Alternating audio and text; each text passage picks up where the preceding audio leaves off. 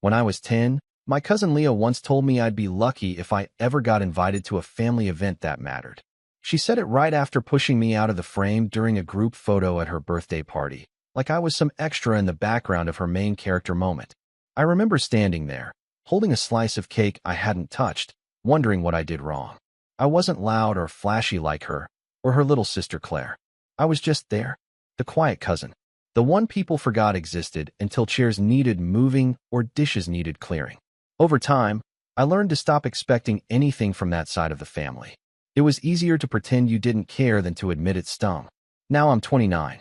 My name's Adam, and I manage one of the busiest upscale wedding venues in our area. It's the kind of job that means long hours, intense weekends, and the ability to spot a bridezilla from 5 emails away. I started out as an assistant, then slowly moved up over the years. I know the building like the back of my hand. Every creaky floorboard, every vendor quirk, every little behind-the-scenes trick to make events run like clockwork. It's not glamorous, but it's stable. I'm good at it. I've earned my place. I hadn't seen Leah in years. Not since Grandma's funeral 5 years ago, when she showed up an hour late, wearing white and crying louder than anyone else. Her tears dried up pretty fast when the will was read, and it turned out Grandma left most of her estate to charity. Leah stormed out, muttering about how she deserved something for all the time she spent visiting. Funny how none of us ever saw her at the hospital. So when I ran into Leah at a distant cousin's engagement party this past summer, I almost didn't recognize her. Same sharp jawline and perfectly arched brows, but now paired with a massive diamond ring. She kept flashing around like it had GPS tracking. I was standing by the drinks table when she walked up, grinned like we were best friends, and said, "Adam? Wow, it's been forever. You look well. Still working at that hotel, or whatever?" "It's a wedding venue," I said, keeping my tone flat. "Yeah, I still work there." "Oh, right." She waved her hand like that explained everything. "That place with the fountains and the giant oak tree. I went to a wedding there last fall. It was all right. Little stuffy. The food was kind of meh." I didn't bother correcting her. We'd actually renovated since last fall, brought in a new chef who'd won a regional award, and bookings had never been higher. But she wasn't interested in facts. She was scanning the room again, already losing interest. "So," I said, keeping it casual, "you're engaged?" She lit up like a Christmas tree. "Yup. Can't believe you haven't heard. Mason proposed in Cancun. Private beach. Champagne. Whole thing was straight out of a movie. Wedding's in October. It's going to be the event of the year." "Nice," I nodded. "Where's it happening?" That's when she did it. That little pause. The flicker of a smirk pulling at the corner of her mouth. She tilted her head just slightly, like she was trying to look concerned. "Oh, you weren't invited, were you?" Her voice dipped in mock confusion, like I had somehow misplaced an invitation instead of never being on the list to begin with. I blinked once, then gave a small shrug. "Guess not." She leaned in a little. "Yeah, I mean, we're keeping it super tight, you know? Just close family and friends. You know how expensive weddings are these days. I'm sure you get it." I smiled, but it didn't reach my eyes. "Totally. Makes sense." What I didn't say, what I didn't need to say, was that I had access to the venue's booking system. I'd been promoted to manager just 3 weeks earlier, and I had personally approved every fall wedding date, including one under the name of Leah's fiancé, Mason T. Same last name she had plastered all over her Pinterest boards. I excused myself a few minutes later, not bothering with a goodbye. On the drive home, I kept replaying the look on her face when she said it. That smug, practiced condescension. The way she wanted me to feel small, forgotten, insignificant. Like I'd always be the quiet background cousin who never quite made it into the main frame. She had no idea. And that's when something started to shift. Not anger, exactly. More like clarity. I wasn't going to scream, confront her, or cause a scene. That wasn't me. But I'd been in the wedding business long enough to know that sometimes you don't need to shout to change the entire tone of a story. Sometimes, all you need is the right detail in the right place at the right time. And it just so happened. Leah had left quite a few of those details behind. 1 week later, I was combing through upcoming bookings on a late Friday shift when I clicked open her file. Mason's name was listed on the contract, but Leah's email was attached to all the correspondence. They'd gone for our premium package, garden ceremony, ballroom reception, firework display included. Estimated guest count, 180. Date, October 14th. Deposit. Paid. But something caught my eye. In the notes from our finance coordinator, there was a short memo. Previous chargebacks flagged from client's billing history. Double check with management before final confirmation. It was an internal note, would never be visible to the client, but it made me pause. I pulled up the report. Apparently, Leah, or Mason, had disputed charges from 2 other events in the past 3 years, one birthday bash, one corporate dinner. Both fully attended, both catered, both flagged as unauthorized after the fact. Our venue hadn't been involved in either, but we subscribed to a shared vendor alert system for exactly this reason. Clients like that? They were high risk. Now, normally, we give people the benefit of the doubt. But combined with the size of the event, the unpaid balance, and the previous pattern of behavior, it was enough for me to tag the booking as requires manual reconfirmation, which meant it would go through an extra layer of scrutiny. And if any red flags popped up between now and final payment, we'd have every right to cancel under our contract's risk clause. Of course, I didn't touch anything else. Didn't change the date. Didn't reach out. I just let it sit there. A ticking clock. Quiet. Patient. 2 weeks passed, and then came the final blow. Their payment bounced. Not once, but twice. And when our system flagged it for the 3rd time, Leah emailed in directly, furious, demanding someone fix this stupid error. She claimed the bank was at fault, that our system was glitching, that she knew people and would make sure we lost our license if this wasn't resolved immediately. She even tried calling. Twice. I let it go to voicemail. Then she showed up in person. That was the moment everything started shifting fast, and the moment I knew exactly how far I was willing to let this go. I don't think I've ever seen someone walk into a building so confidently while being so completely unaware of how bad things were about to get. Leah strolled into the venue wearing oversized sunglasses, a white fitted blazer, and heels that clacked across the marble floor like she was doing a runway show. I was at the front desk that day, not because I needed to be, but because I'd seen her name on the visitor log an hour earlier and decided to stick around. Part of me wanted to stay professional, keep my distance, and let our events coordinator handle it. But the other part? The one that still remembered being shoved out of family photos and hearing secondhand that I wasn't wedding-worthy. Yeah, that part wanted front row seats. She didn't recognize me at first. I wasn't surprised. I was dressed in a navy blazer, wearing a name tag that simply said, Adam, event manager. To her, I probably looked like any other staff member. Replaceable. Invisible. Just another person to bark demands at. I need to speak with someone about a payment issue, she said briskly, pulling off her sunglasses and placing them on the counter. The system keeps glitching and no one's returning my emails. Frankly, it's unacceptable. We're 2 months out. I nodded, playing dumb. Do you have a reservation number? She sighed. It's under Mason Thompson. October 14th. Premium garden and ballroom package. You'll see it. I typed it in, slowly, and gave a small frown. Looks like the system flagged your file for review. There were a few failed payments, and there's a history note that puts the account under higher scrutiny. It's standard protocol. Leah scoffed. History note? What does that even mean? We paid the deposit, and now you people are threatening to cancel? We haven't canceled anything, I said calmly. But we do require full payment by the due date. And our system flagged prior chargebacks under your billing name, which automatically delays confirmation until it's cleared up.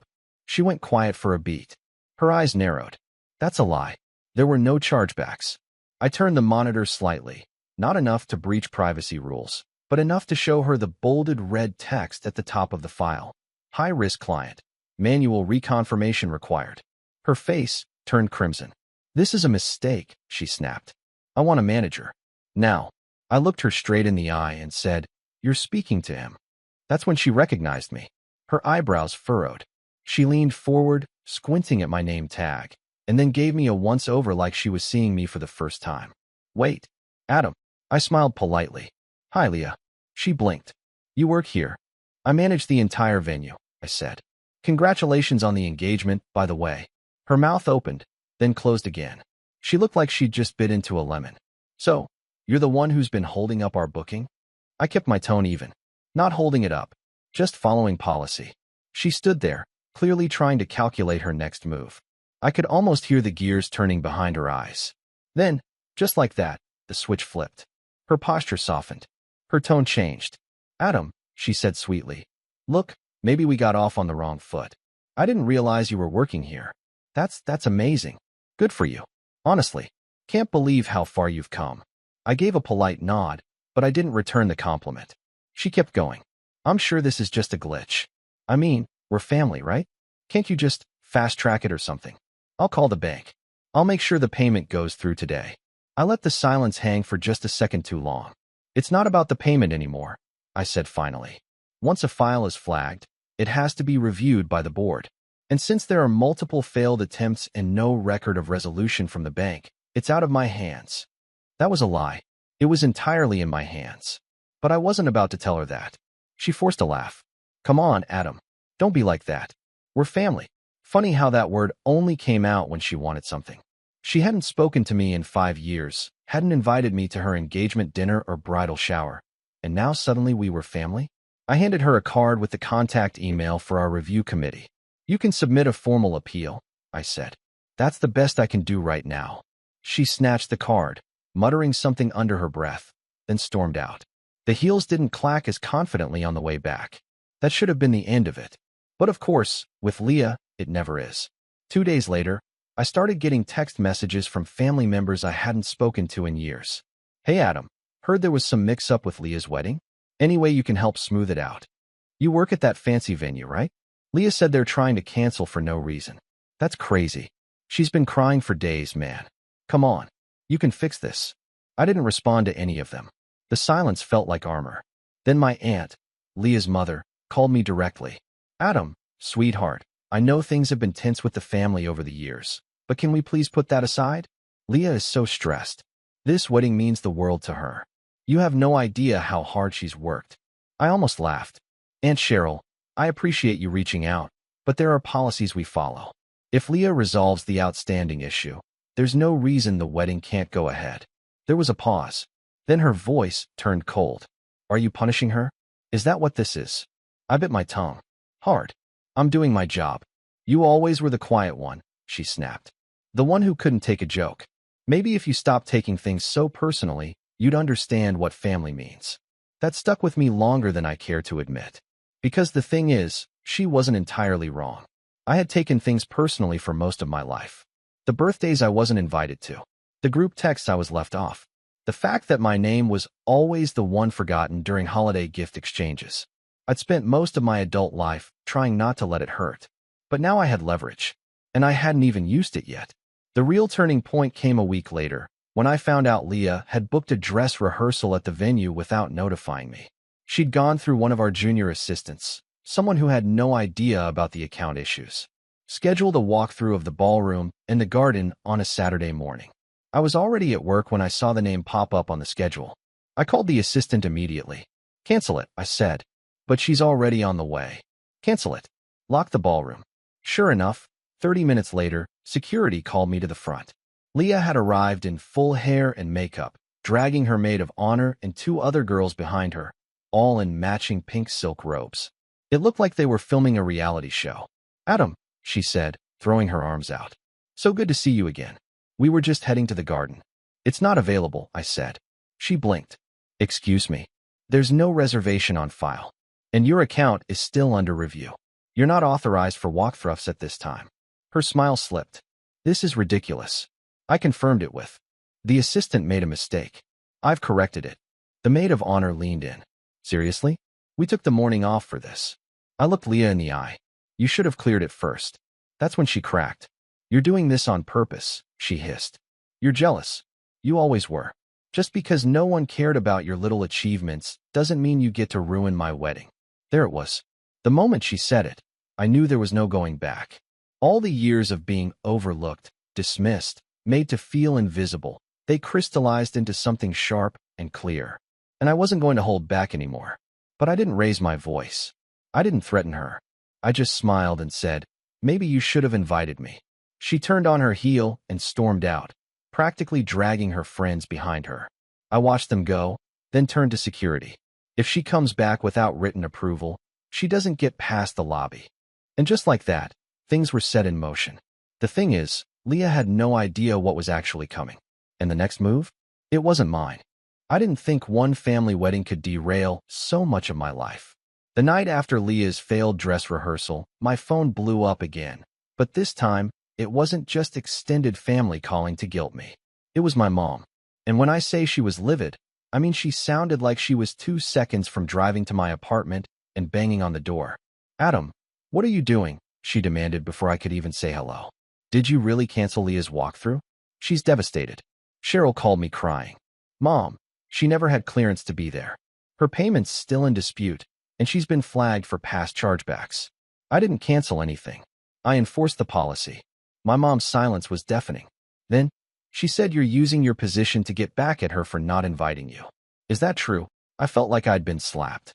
Not because she asked, but because of how easily she believed it. Do you honestly think I would jeopardize my job over a petty grudge? "I don't know, Adam," she said, voice tight. "You've always been a little sensitive." There it was. That word. Sensitive. The same label I've been stuck with since middle school, when I stopped trying to fight back against my louder, meaner cousins and just withdrew instead. When I'd get quiet at family dinners because every time I opened my mouth, someone had a joke ready. When I started skipping birthday parties entirely and no one really noticed. "You know what?" I said, trying to keep my voice steady. "I'm not having this conversation." "Adam." I said no. And I hung up.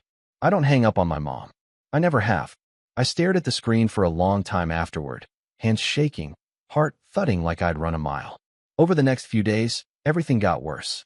I was getting cold shoulders from multiple family members. My uncle, who'd once promised to help me get a side gig at his marketing firm, texted me a single word: disappointed. My cousin Sam removed me from the fantasy football league. My own mother didn't respond to any of my messages. It was like I'd been silently excommunicated. The worst part? For a while, I believed maybe I had gone too far. What if I was being spiteful? What if they were right? What if the kid who got pushed out of group photos had turned into an adult who let bitterness creep into his professionalism? I started second-guessing everything. At work, I double-checked every event file, triple-checked every client status. I stopped joking with the staff. I ate lunch alone at my desk. I stayed later than necessary and left feeling like I had a boulder on my chest. Then came the final blow. We hosted a corporate wedding planning conference at the venue, big names from all over the region. I was scheduled to present on vendor-client risk management. It should have been a proud moment. Instead, an hour before I was supposed to go on stage, my general manager called me into his office. "Adam," he said carefully, "I need to talk to you about a complaint we received." My stomach dropped. "It's from a woman named Cheryl Thompson. Claims that you intentionally interfered with her daughter's wedding planning. Says you're abusing your position and that she plans to go public." I closed my eyes. "Sir, that's not true. There's a clear policy trail. I've documented everything. The chargebacks, the failed payments, the unauthorized walkthrough." "I know," he said, holding up a hand. "I've reviewed it. You followed protocol." "But Adam," he paused, steepling his fingers. "When you're in management, perception matters. Even when you're right." I wanted to scream. "So what does that mean?" "It means for the time being, we're going to reassign your high-profile accounts. Let things cool off. You'll still have your title. Same pay. But I think it's best if you step back from the Thompson file entirely." It felt like a punishment. A subtle one, sure, but it stung. I wanted to argue, but I knew it wouldn't help. He was protecting the business. He wasn't wrong. But it still felt like I was being told to sit at the kids' table. Again, I walked out of the office and skipped the conference presentation entirely. I went home, closed my laptop, turned off my phone, and lay on the floor of my apartment staring at the ceiling until it was dark. That was rock bottom. It wasn't loud or dramatic. It was just quiet, hollow, like all the air had been sucked out of my world. I stayed in that place for a few days. Showed up to work, did the bare minimum, went home. I avoided my family, ignored the group chats, left my mom's messages unread. It was like I hit pause on my whole life. But then something weird happened. One of the junior staffers, Julia, knocked on my office door a few days later. I barely looked up. "Hey," she said. "Just wanted to say, I saw what happened with that client last week. And for what it's worth, you handled it better than I would have." I blinked. "Thanks, but it doesn't feel like it." She gave me a sad smile. "Still, just wanted you to know." That tiny gesture cracked something open. I realized I wasn't alone. I realized that my silence, my retreat, it wasn't helping anyone, especially not me. So I started climbing back. Slowly, I pulled up the Thompson file and went through it line by line. Not to sabotage, not to interfere, but to make sure everything I'd done was by the book. I documented every step. I created a spreadsheet with timestamps, communications, staff notes. I backed everything up on our internal system. If Leah or Cheryl wanted to escalate, I'd be ready. Then I started working with Julia on a training packet for junior staff, how to handle flagged accounts, how to maintain neutrality, how to document risk cases. I pitched it to my GM, and he approved it for rollout next quarter. Bit by bit, I found my footing again. I didn't try to fight the family silence. I accepted it. I stopped checking the group chat. I blocked Leah on Instagram. I put my head down and focused on doing what I did best, running events that made people feel like they were living their best day. We hosted a wedding in late August for a couple who had eloped during the pandemic and were finally celebrating with family. The bride's father pulled me aside afterward, tears in his eyes, and said, "You made this feel like magic." I almost cried right there. It reminded me why I got into this business in the first place. Not for the chandeliers or the paycheck or even the power, but for the chance to give people moments that mattered. I stopped needing to prove anything to Leah, or Cheryl, or anyone else who thought I'd never amount to more than the quiet cousin. I'd built something, and even if no one clapped for me at the family reunion, I was still standing. But just when I thought the storm had passed, something showed up in my inbox. An anonymous tip. A forwarded email chain between Leah and a friend. The subject line, "Getting around cancellation fees, LOL." And what I read changed everything. The email chain was forwarded to me anonymously from a burner Gmail address. No name, no signature. I almost deleted it, thinking it was spam. But the subject line made me pause. "Your cousin is planning to screw your venue. Thought you'd want to know." My hands hovered over the trackpad. I clicked. What opened was a conversation between Leah and someone named Jasmine B., who I later found out was one of her bridesmaids. It looked like Jasmine had screenshot their messages from a shared Dropbox folder that Leah must have been using to plan her wedding. The text was formatted clumsily, like a copy-paste job, but it was all there. "Leah, so update. Mason's card got flagged again, but it's fine. I have a workaround." Jasmine, "A girl how?" Leah, "You remember Claire's old company card from the salon she left? Still active." Jasmine, "What?" Leah, "They never deactivated it, LOL. I booked the fireworks and the rentals on it. We're good." Jasmine, "Isn't that illegal?" Leah, "Girl, please. They can't prove anything. Worst case, I cancel the charges after the wedding. It's not like the venue can take it out of our hands by then." Jasmine, "Damn." Leah, "Also, Adam tried to cancel our walkthrough last week. Don't worry. I just rebooked it under Claire's fiancé's name this time. He's listed as the planner. Now they won't know the difference." Leah, "And anyway, once we're there, it's too late. They won't kick us out on the day. Even Adam isn't that petty." Leah, "Let him try though. We'll see who ends up with egg on their face." I sat back in my chair, heart pounding. I thought I was done. I thought I had taken the high road. Focused on my work. Let the family drama fade into static. But this was fraud. Financial deception. Intentional manipulation of our internal system. And the worst part? She was daring me to stop her. She was betting on the fact that no one would risk ruining a wedding in motion. That no manager would shut down a ceremony mid-reception. That even I, quiet little cousin Adam, wouldn't dare. She was wrong. I forwarded the email to our compliance officer immediately, along with my notes and a formal report. Then I asked to meet with my general manager behind closed doors. When I showed him the screenshots, he whistled low. She really thought we wouldn't find out. She's assuming we won't act. Because of the optics. He raised an eyebrow. "You planning something?" I nodded. "I'd like to handle it. Quietly. Legally. But decisively." He leaned back in his chair, considering me. "You're walking a tightrope, Adam. Are you ready for that?" "I've never been more ready." He gave me a slow smile. "Then let's make it ironclad." Over the next 3 weeks, I became a ghost in the machine. I combed through every aspect of Leah's booking, every vendor she used, every contact name, every alternate ID she tried to slip into our system. And it wasn't just the old salon credit card. She'd submitted 3 different email aliases under different planning agencies, all with slight misspellings to avoid flagging. I'd dealt with scammers before, but seeing it come from my own cousin made it hit different. I worked with our legal team to tighten our contract clauses, especially the one that allowed us to cancel or halt events at any stage if fraud or unauthorized payments were discovered. Then I scheduled a quiet internal meeting with every key department: events, catering, security, even the valet service. No drama, no theatrics, just facts. October 14th, Thompson Tate wedding. Flagged as high risk. If you receive any changes from outside the approved contacts list, route them through me. If there are any walk-ins or unlisted guests trying to access the property early, call security. Are we expecting issues? Asked one of the catering staff. We're expecting to be prepared, I said. And I was. I even reached out to the firework vendor Leah had mentioned. Turns out she had booked them under Claire's old business name, but hadn't submitted final payment. I flagged the account for cancellation and sent them a formal notice that we could not authorize setup on the venue's grounds unless they verified the payment source. I CC'd our lawyer on every email. Paper trail, just in case. Then came the final piece. I reached out to Claire. Now, Claire and I had barely spoken since childhood. She was Leah's younger sister, quieter, a little awkward, often overshadowed by Leah's hurricane personality. But I remembered her being kind, thoughtful. I figured if there was any chance of someone siding with reality over blood loyalty, it was her. I messaged her on Facebook. Kept it short. Hey Claire, it's Adam. I need to talk to you about something important, privately. It involves Leah and a company card she used under your name. Can we talk? She responded 2 hours later. What did she do this time? That's all I needed. We met at a small cafe downtown.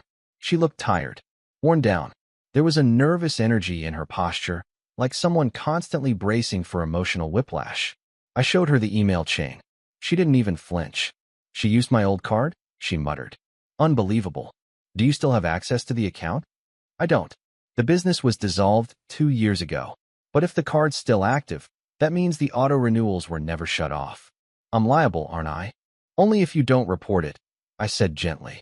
She rubbed her forehead. She promised me she wasn't using it. Said she'd double-checked. Said I was being paranoid. I waited. Finally, she sighed. What do you need from me? Just the truth, I said. I'm not trying to ruin her life. But I need to protect this venue. And frankly, she brought this on herself. Claire nodded. You'll have it. With Claire's written statement, the screenshots, the vendor records, and internal system logs, our legal team greenlit a formal cancellation notice. We weren't sending it yet. We'd wait for the final trigger. But everything was in place. And then, as if by divine timing, Leah sent in one final request. She wanted to increase the guest list by 40 people. Unapproved. Over capacity. And, once again, submitted under a different email alias. That was the final straw. We hit send. A formal cancellation letter was emailed to Leah's official contact address, and physical copies were mailed via certified delivery. The message was clear, concise, and legal.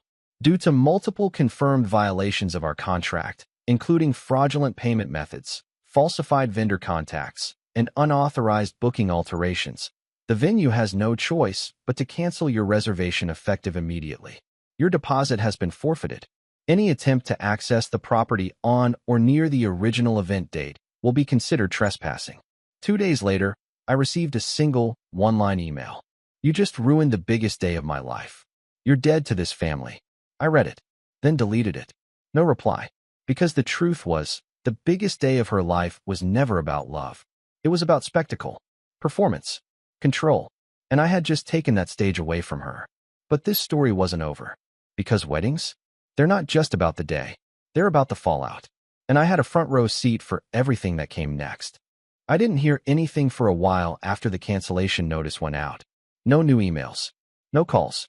No passive-aggressive voicemails from my Aunt Cheryl. Just silence. And I'll admit, for a few days, that silence made me uneasy.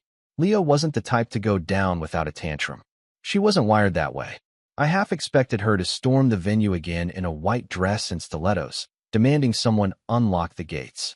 But nothing happened, until the knock on my office door. It was a Friday afternoon, 2 weeks before her original wedding date, and I was just finishing a call with one of our lighting vendors when my assistant poked her head in. There's a woman here to see you. She says it's urgent. Who is it? She wouldn't say, but she's dressed for something. Dressed was putting it mildly. I walked out to the reception, and there she was, Leah, in full glam, makeup professionally done, a white cocktail dress that screamed bridal brunch, and a face like she was about to spit fire. Behind her stood a man I didn't recognize. Later I found out it was Mason's brother, but at that moment, I didn't care. I stepped forward calmly. "Leah." "Adam." Her voice was low, furious. "You're going to fix this. Now." "I don't think there's anything to fix." She stepped closer. "You don't get to ruin my wedding just because you're bitter. Do you have any idea what you've done?" "I do," I said evenly. "I followed protocol. You violated a contract. You used fraudulent payment methods. You impersonated vendors. And you tried to override your own cancellation notice with fake aliases. I have it all documented." Her face went red. "You don't understand. This isn't just my wedding. There are people flying in. Deposits placed. Gifts already delivered. You can't do this to me." "I already did," I said quietly. "And Leah, you did it to yourself." She opened her mouth, then shut it. She turned to the man behind her, who looked increasingly uncomfortable. "He's lying. He's just doing this because I didn't invite him. This is revenge." The man looked at me. "Is that true?" I didn't even blink. "Ask her about the credit card from Claire's old salon. Ask her about booking vendors under fake names. Ask her how many times her payments bounced." He stared at Leah. She stared at me. "I swear to God," she hissed. "You're dead to this family." I've heard that one before. And I walked away. That weekend, word got around. Fast. Not just to the family, but beyond. Turns out Leah had built her wedding up into something of a spectacle. She had a hashtag, a countdown, a custom website that had been sending save-the-dates for months. She'd told people it was the wedding of the season.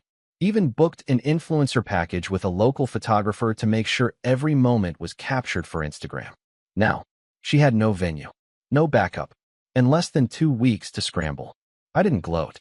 I didn't post anything online. I didn't say a word to anyone who hadn't directly asked. But I did hear things. The new venue she tried to book, a budget place an hour outside of town, wanted full payment up front and wouldn't allow outside vendors.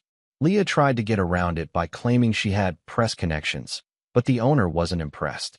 Denied. Then she tried to move it to her parents' backyard. Rented a tent, hired a landscaping crew, even tried to order custom flooring to cover the pool. 2 days before the wedding, the weather report called for thunderstorms. Severe ones. She scrambled again, this time trying to split the ceremony and reception between 2 separate locations. But half the guests had already canceled. Flights couldn't be changed. One of her bridesmaids backed out entirely. And then came the cherry on top. Claire. Turns out Claire hadn't just given me a written statement. She'd also called the police. Because after she checked the old salon account, she found out Leah had racked up more than $4,000 in unauthorized charges over the past 3 months, ranging from flower deposits to audio equipment rentals. And Claire? She was still legally listed as the card holder. The fraud report went through. The bank froze the card. The police followed up. Now look, I don't know the full legal fallout. I wasn't involved beyond submitting my documentation when asked. But I did hear that Leah's accounts were reviewed and her social media influencer sponsorships all pulled. No brand wanted to be associated with a bride under investigation for credit card fraud. Her dream wedding collapsed like a house of cards. I wish I could say the family rallied around reason. That Aunt Cheryl called to apologize. That someone admitted Leah had crossed a line and I had just done my job. But that's not how it went. The silence stayed. A few relatives unfollowed me on Facebook. 1 or 2 blocked me. My mom didn't bring it up, not even once, but she did call me for lunch a month later and asked how work was going. I knew it was her version of a peace offering. I accepted it. Some things you just let be. But here's what mattered. I'd done the right thing. Not out of spite. Not out of revenge. But because I finally understood the difference between being quiet and being invisible. I had a voice now, and I knew how to use it. 3 months later, our venue won an award for Best Event Management in the state. My general manager gave me a shout-out at the ceremony for my work in improving our fraud protection protocols. Julia got promoted. Claire and I stayed in touch. And Leah? Last I heard, she was still trying to sell off the extra monogrammed wedding favors. She never found out who forwarded me that email. I never told her. Some secrets deserve to stay buried. But I'll leave you with this. When people show you who they are, believe them. And when someone tries to make you feel small long enough, they forget how tall you might grow. I wasn't just in the frame anymore. I was holding the camera.